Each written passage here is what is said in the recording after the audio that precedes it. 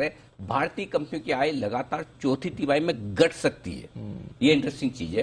क्रिसिल ने इस पर एक रिपोर्ट खास तौर से जारी की है। इस रिपोर्ट की डिटेल्स के साथ हमारे साथ है तैयार अरमान।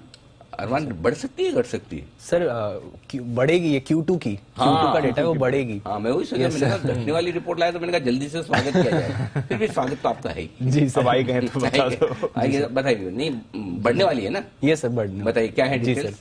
सर उन्होंने 300 कंपनियों का एनालिसिस किया था, उसमें फाइनेंशियल सर्विसेज और ऑयल एंड गैस इन दोनों स्पेस को बाहर छोड़ रखा है। उसमें अगर आप देखेंगे तो उन्होंने डेटा बताया है कि जो Q2 में अगर आप ओवरऑल आय देखेंगे तो Q2 में कुल मिला के इन सारी कंपनियों की मिला के लगभग 15% बढ़ने वाली है। उसी के साथ साथ अगर आप देखेंगे तो उन्होंने ये भी चीजें बताई कि कौन सी इंडस्ट्रीज ऐसी स्पेसिफिक हैं जहां पर आपको दिखेगा कि ये आय बढ़कर आएगी। उसमें आपको कंज्यूमर डिस्क्रिशनरी सर्विसेज हैं और कंज्यूमर डिस्क्रिशनरी प्रोडक्ट्स हैं। ये दोनों स्पेसेस ऐसी हैं जहां पे आपको बढ़िया ग्रोथ दिखेगी। अगर कंज्यूमर डिस्क्रिशनरी सर्विसेज में जैसे आपका एयरलाइंस हो गया, होटल्स हो गया, वहां पर अगर आप Q2 का YOY कंपैरिजन करेंगे तो वहां पर लगभग 35% आय बढ़कर आएगी।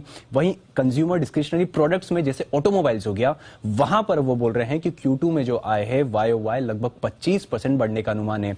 अब ये तो वो स्पेस हो गई जहां पर कहां पर आपको आय जो है बढ़कर आएगी। अब कुछ स्पेसेस ऐसी है जहां पर वो देख रहे हैं कि या तो ग्रोथ कम होगी, यहां पर आपको प्रेशर दिखने वाला है। उसमें आपको कंस्ट्रक्शन लिंक्ड इंडस्ट्रीज, उसी के साथ साथ आपको commodity verticals, industry commodity verticals एक ऐसा स्पेस है जहां पर आपको ओवरऑल दिखेगा कि वहां पर आपको थोड़ी जो ग्रोथ है वो कंपैरेटिवली बहुत कम होती हुई दिखेगी।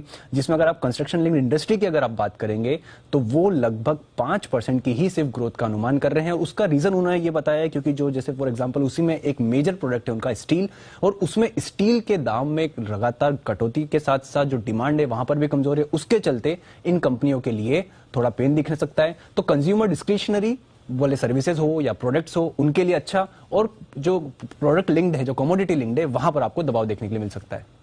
तो कमोडिटी वाली कंपनीज के लिए गिरेंगे जी, और कंज्यूमर कंपनीज के ऊपर जाएंगे। और उसमें भी आप कह रहे हैं एयरलाइंस और होटल्स में तो शानदार परफॉर्मेंस, स्टॉक्स भी वही रिफ्लेक्ट कर रहे हैं। बिल्कुल।